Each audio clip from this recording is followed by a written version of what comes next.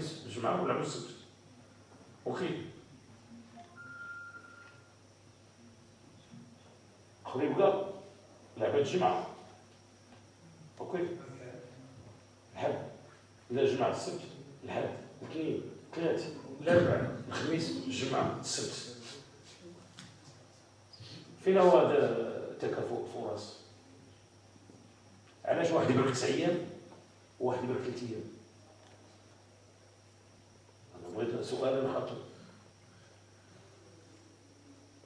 Pourquoi 9 ايام 3 ايام tu récupères tes joueurs physiquement, tu récupères les blessés. بزاف د الحوايج كيفهم في 3 ايام. سي تو هاد البليسي دابا هما عرفوش يكونوا العيا وزنو تري ديفيسيل. دونك الا غتلعبوا ماشي 9 ايام، يومين 24 اور 48 اور كاع مي با 9 ايام.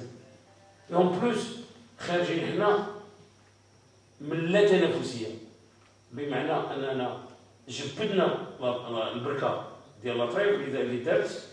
كل حد يقول لك لعب ولا تحل، شويه يقول لك كيفاش لعب ولا تحل.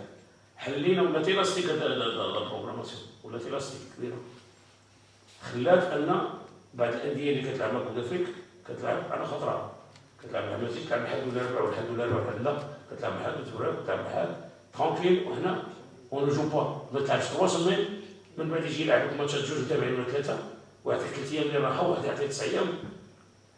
جو بوز لا كيسيون. انا ما كنهضر على برمجه ولا سي با مون بروبليم، مي سي اون فيريتي اللي عايشها انا. سي اون كيسيون اللي حط